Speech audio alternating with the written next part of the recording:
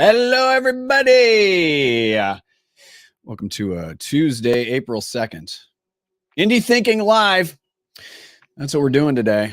Let's see if I should probably put this little bug up. There we are. Indie Agency News Live. Tuesdays are about indie thinking.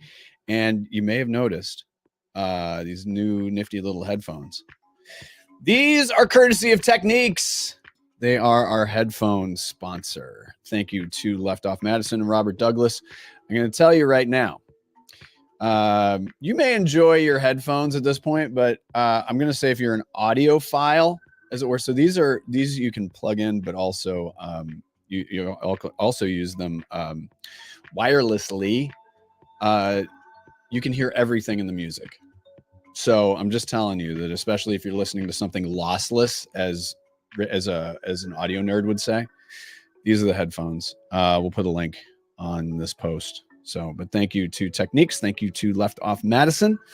Tomorrow we are meeting Indie Agency Day with Bullish. On Thursday, we're going to do a little throwback Thursday, a little indie work live. We're going to be replaying Gus, talking about back market. So that'll be a nice little one. And then Friday, Random Q. We are still on the hunt for a contestant. If you'd like to join us, go to indieagency.news, get in touch with us. But today, some indie thinking. We got some very talented gentlemen. Reza is. I'm only saying this. All right, so let me contextualize this as I give Alex a boatload of shit. So, Alex Morrison, I've known Alex since 2005, when he was very, very young. His mother, Deb Morrison, legendary professor at the University of Oregon, and leader of the J School there. So Alex, you've come a long way, baby. welcome, but stoked to have you. And then Reza, you and I were discussing earlier, we had our cup of IPG juice together. You were now first, Reza, let's start with you. Let's start with your background a little bit, and then Alex, I listen, I'm going to give you shit because I love you. So Reza, I want you to talk a little bit about your background first, and then Alex, we'll get your thumbnail sketch, and then we'll take it from there. Great. Hey everyone. I'm Reza Rostampishe. I'm a strategist. I'm based in LA. My background, I was born and raised in Iran, and I'm an immigrant. I moved to the US 2014, and I left like a previous life back there, and which was in advertising, and came here and started working in the business. Was a little bit hard to get my foot in, because when you don't have US experience, no one wants to talk to you. But yeah, I've been a strategist working at different IPG agencies and Omnicom, and right now I'm doing freelance. And that's kind You're of an indie. You are an indie. Yeah. Welcome. All right, Thank Alex. You. All right, I don't want to get all like daytime Emmy and I remember when you were a kid. So you're a grown ass adult now. Give us your journey so far. Most days I'm an adult now. Yeah. So, mom is Deb Morrison, and I always tried to not go into the family business because she's been an ad professor for quite a while now, built the program at UT.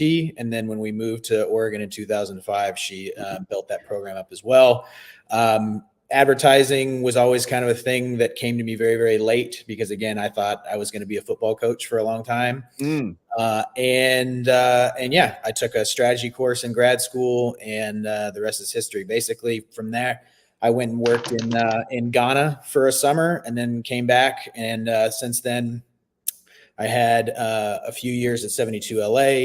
I had a few years at BBDO LA, which is where Reza and I got the pleasure of working together on AT&T.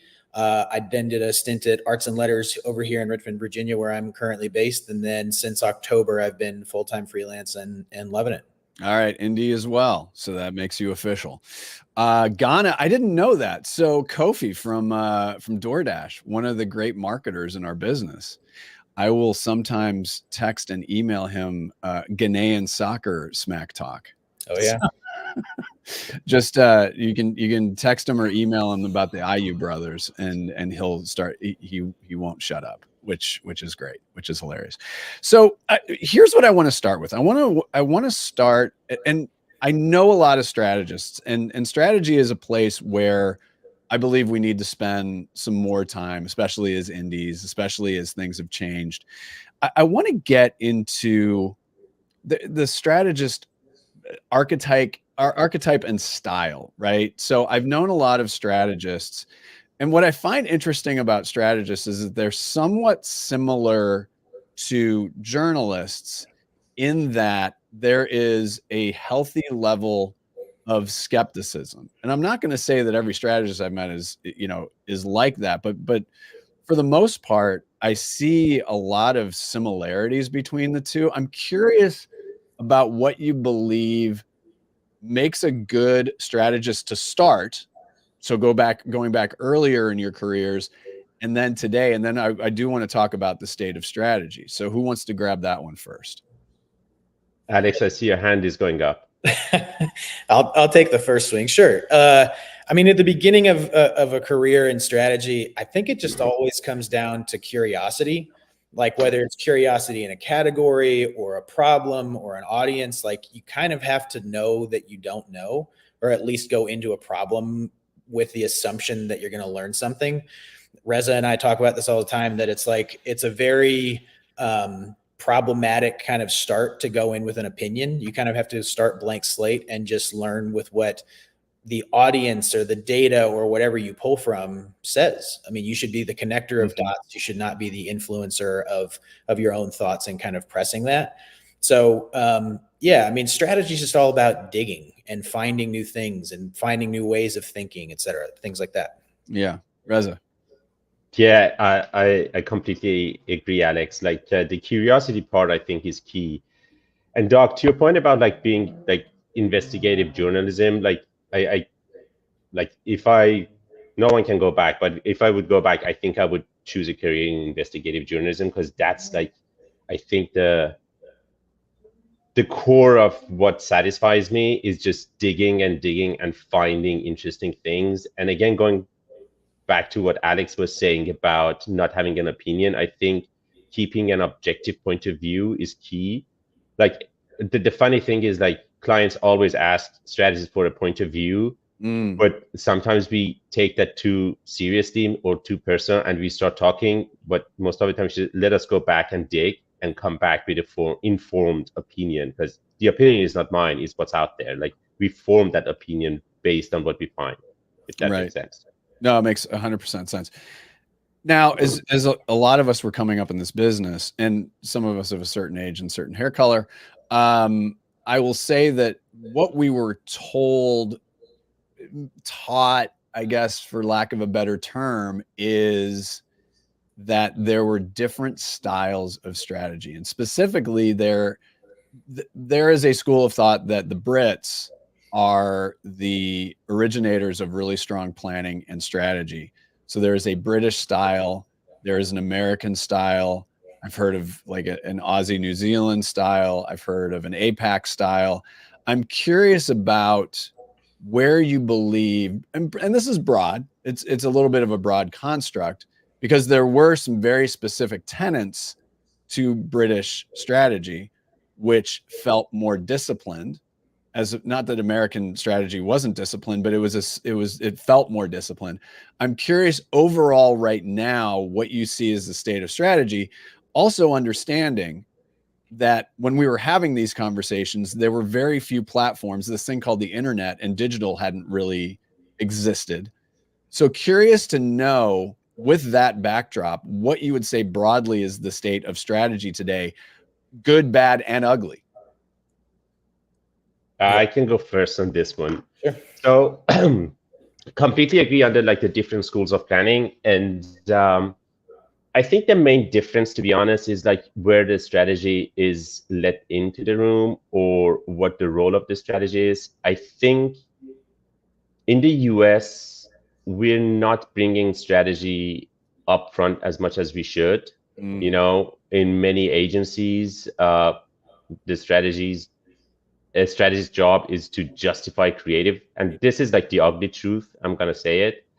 Like, we don't start with strategy. While in UK and I believe in New Zealand and Australia, a lot of times, like, we start with strategy. Like, we don't think creative ideas first and then try to justify that through data points or insights. Mm-hmm. And in terms of like what's happening right now, I think we may be getting too focused on metrics. I know with the digitalization of communication, yes, we have so much data, but it feels like we're just chasing data to chase data and have numbers to back our asses, to be honest. Right. And I ask, like, many times when you ask the question, what does success look like? You get weird looks, because that's the starting point, right? You need to have a defined objective, but most of the time we don't have a clear objective when we're starting the process. Mm-hmm. And that adds to the confusion of what are we chasing in terms of metrics. Yeah. And I think chasing is a great word for that, because there are no standard KPIs that work for, I mean, I'm a big fan of brand lift as a KPI. Mm-hmm. I mean, I'm a huge fan of that because traffic and engagement to a certain degree can feel perishable. But when you see brand lift, that's a long view. Now we live in a short time industry where every quarter matters, which sucks on every level possible. But Alex, your thoughts on where strategy is at the moment? Yeah, I mean, just building off what Reza said, it's in this weird like friction state. And I think it comes down to what we're talking about right there, and that everything is very short-sighted and short-minded. And it feels like instead of building kind of a year-over-year thing that can grow and evolve and mold and kind of react to culture, we often get caught in like strategy is like this ultimate impact and performance lever. Like, why isn't the strategy working? Why aren't things being sold? Why aren't the widgets kind of the coolest, hottest thing? The worst thing that you can tell a strategist is like, well, what we like to Reza's point about what does success look like? He and I both have gotten briefs that are like, well, how do we become famous? That's not a strategy. Strategy comes, and fame comes from an actual kind of like vetted, researched audience dig. And I think that all too often now, to Reza's point also about where and when strategy is brought in, sometimes strategy just doesn't even have time to be a real strategy. It's just kind of like a substantiate this thing, find this tweet, now let's get into the work. And it's like, if you really want good strategy and you don't want just performance marketing that's going to kind of push a thing right now this week or talk about a discount, you got to give it time. And, even kind of going full circle to the investigative journalism piece, that's the real thing that really lacks. When you don't have time, when you don't have an idea, your strategy is just words on a page that get you to an idea. It's not actual kind of foundational thinking. Right. And, here's what's interesting too, and seeing direct to consumer brands, challenger brands, I call them indie brands, but I've heard this over and over again where it could be a new makeup company. It could be a new CBD drink. Like, we're going to be direct to consumer. Cool. Then they hit a ceiling with performance marketing, because again, that's transactional. And then they look around and go, oh shit, we actually have to have a brand now. And that happens more often than not. So as a strategist, and this would be a little bit of a little advice, especially for indie agencies, how do you help get a client or a brand past that chase for a ceiling that they will ultimately hit anyway, with being so transactional about everything? I can take a first. Yep, go ahead.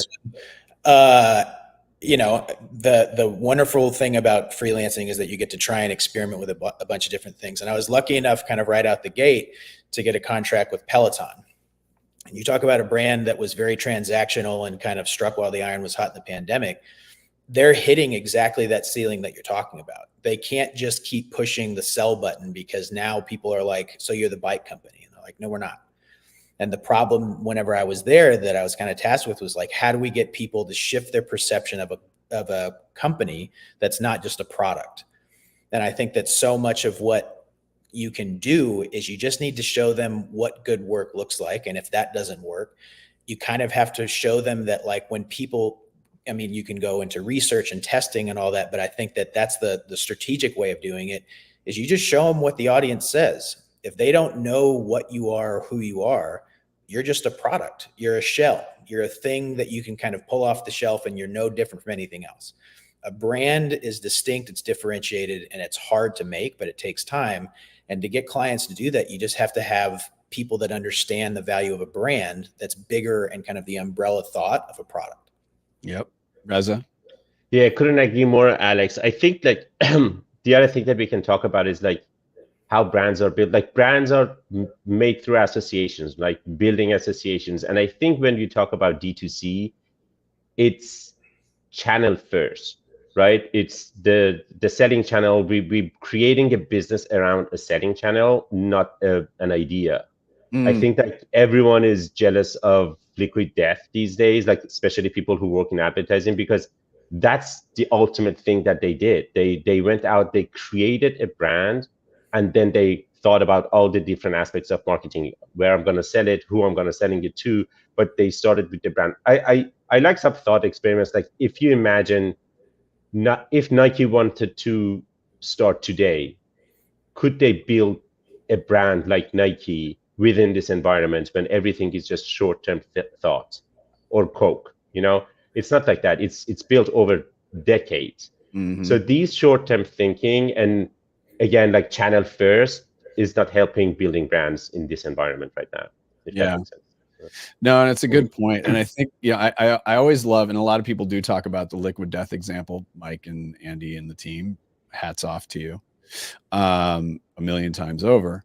I will say that one benefit that they have, number one, I mean, obviously what they've done, I don't want to rewind the tape on this, but I also know that this is what I call a low threshold product. It's easy for people to say, you know what?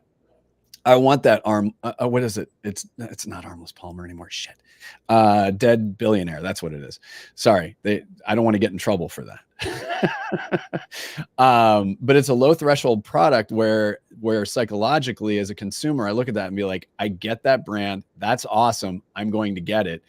And by the way, I've got like 12-year-olds in the house that, we're buying 12 packs of this stuff, and the peach tea is like let's just, it's fantastic.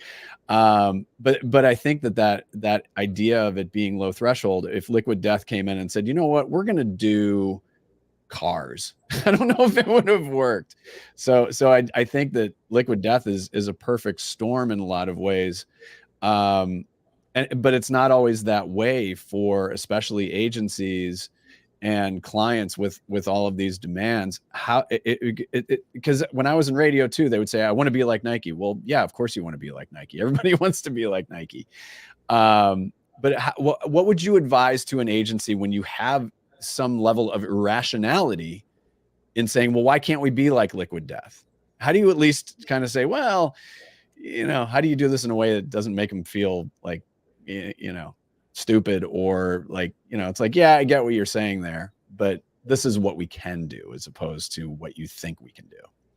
Yeah, I think it's important to help the clients like take a step back, look at their own category in a more objective view. Like we had numerous conversations with AT&T clients about, at the end of the day, telco is a utility brand, Everyone wants to be culturally relevant. Everyone wants to be talked about, but it's a utility brand that the only time you think about your provider is when they're not delivering, when you're wrong. Yeah, exactly. When something goes wrong. So the only time, actually the only emotional associations that you build with the brand is negative.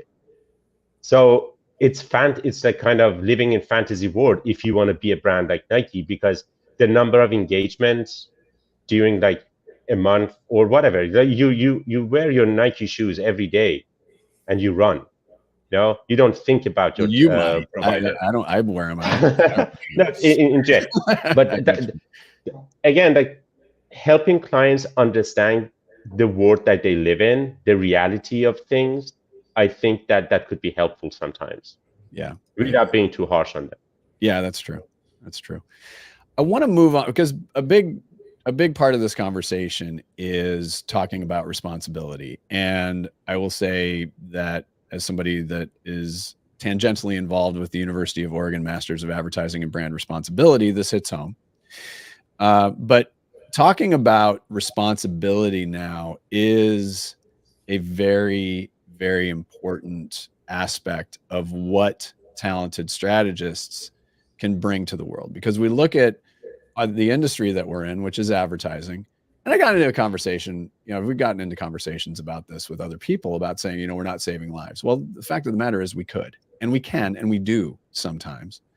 And that's an outdated way of looking at it.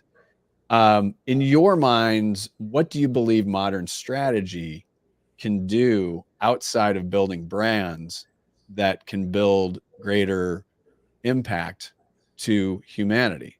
Not to get all Pacific Northwest crunchy about it. I feel like I'll take the lead on this one. Otherwise, I'd get a lightning bolt from my mother here. Yes, you would.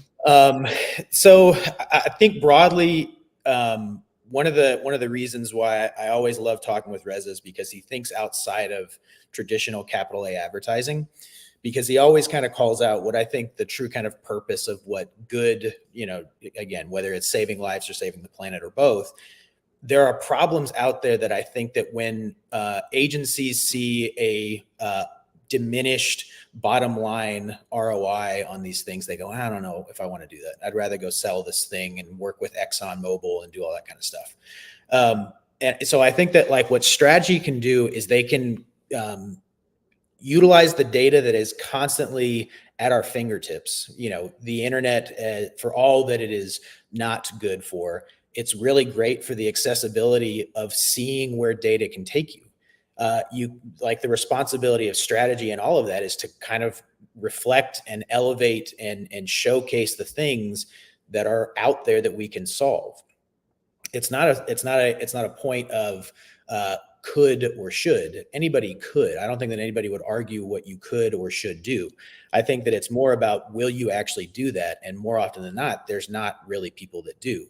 There's places that I think are starting to find their momentum and their traction, like Clean Creatives and places like that they call out genuine problems in the world. And they go, it is on us to find creative solutions to those. So I think that strategy's role in that is all about finding the things that are right in front of people and bringing them up to eye level and saying, like, this is something that you have to do like right now and address it right now. Reza? Yeah, I agree with Alex. Also, I want to point out, like, I think the burden is on us strategists a little bit more because of the world that we live in. Like, if you think about the different people that work in advertising, like the clients and the accounting, they're deep into solving the business problem, understanding how the ecosystem of the brand is working. Our creatives are deep in the creative process and just getting inspired by culture, what's out there. Us, I think the world that we live in is the consumer world, the human world, let's say. We dig too much, a lot to understand people. And we see things, we see trends, and not that we don't like, but we see the real issues deep down. Like you mentioned something about strategists being like skeptical because of the level of exposures they have to what the reality out there. And I think it's on us to bring those issues in and put it on the table. I wrote a brief, like I was working on Kaiser Permanente at Campbell Ewald, and I put a brief together that never saw the light of the day about gun violence. And like the core of it was, no one is treating gun violence as a health problem. It's like if you die by any other cause, it will be like a public health issue. Mm-hmm. But we're not talking about gun violence through a public health issue lens. So you see the data out there, you see what's happening, and I think it's on us and our responsibility to shine light on those items and issues, if that makes sense. Mm-hmm. No, it makes total sense. And it brought up an interesting thought is, you talked about if strategists are skeptics, and I mean this in the nicest way possible. I don't mean this to be pejorative or disparaging. creatives generally are optimists, right? So it's always an interesting dynamic. So how do you balance that? Because I think that especially when it's issues based, and every brand has to reckon with issues and how they show up in the world. I'm curious in your experiences where those roads meet, and it's not pessimism, it's skepticism, and that's a healthy thing, where skepticism and optimism meet and can be effective moving forward. Yeah, I agree that the dynamic between strategy and creative, it's like a seesaw. They're optimists, they want to change the world, they have those ideas. Every time I see an activation idea that starts with let's do this, let's do that, and bring people in, whatever, make something go viral, like my feedback is, do real people really care about this? Yeah. That's how I look at things. And I help the creatives. If there's something there, for sure, like I say, yeah, let's do this, let's because people care about it. But if people don't care about it, we can't do anything. Yeah, we may do an activation and win an award for it, but are we really creating change or change of behavior? Mm-hmm. Alex, your experiences with that?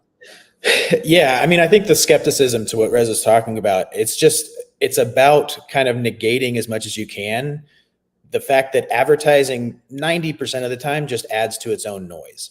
Right. And to Rez's point, in that it's like, do real people do this, or do real people care? When you get lost in kind of the like, well, let's just do it and doing cool for cool's sake, that's where you just add to kind of the white noise of advertising in general. We often hear about signals amongst the noise. If a true signal in the world of creativity is something that actually means something and has impact. I think a lot about kind of what so much of the gun violence stuff right now with the Brady Institute. That's right. Like what they do is it flies under the radar, but it is like arguably the most important thing. And I don't have kids, but if I did, I would absolutely pay damn close attention to what they do, because they're actually approaching what they do and that problem. So I think that it just always comes down to negating more of the just tomfoolery that goes on out there. And trust me, advertising's cool and it's great and it's awesome to go and make something that is born of imagination. But at the same time, strategy's role is to say like, cool, we've done that. Now can we actually go do something that matters? Yeah, and the trick with a lot of this, and you talk about Brady and other organizations of that ilk, and they were considered, I would say, fringe a while ago. They've moved more into the margins, and I would say to some degree they are mainstream.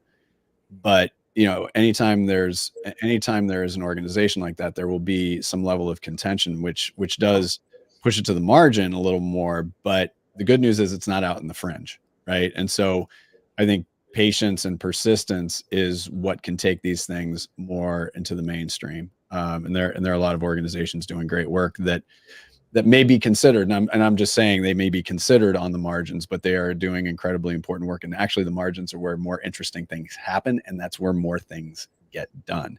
Speaking of getting things done, part of this was this conversation was, Reza, that you're building a brief. So I want to dig into this. Tell me about this brief that you want everybody to crack. So it like the idea of this brief has been lingering in my head for the last couple of years, to be honest. But the fact that I talked to Alex and we did it was, we were texting and we were pissed off about state of things and what's happening in the world. And I said, you know what? Maybe we should start something, like we should just do proactive briefs, like high-level proactive briefs about different issues, that are important not only to businesses but to the whole society, and just put it out there. Ask everyone, come, we wrote something, there's data, there's insight, just go and crack it and do something with it. And that's where the idea came from. And the first one was about EVs, and it's out there right now. Give us a little more detail on the brief. So the brief itself, again, I was thinking about the context behind some of the observations we see, like the context behind why US is lagging behind China and Europe in adopting electrical vehicles. And, there's something really deep in the relationship that Americans have with their cars. And I got really deep into understanding that relationship, the history of it, the oil, and the masculinity. And there's a term that was coined in 2018 by a researcher called petromasculinity. And that's kind of the core barrier. And when you look at the brief, like, we kind of not only shine a light on the context from different angles, but also we talk about it's not about burning gas. It's the problem itself roots in how we're positioning clean energy, and that's feminine. Clean energy is seen as weak, while burning gas has seen as a masculine trait. And we go deep into the cultural differences between US and the countries that have really high adoption rate for electrical vehicles, like Scandinavian countries, and we draw attention to those differences too. All right, well, we'll put that up in the recap on this. This is excellent. Can you tease us on what another one coming up, or do you have a couple of others on deck?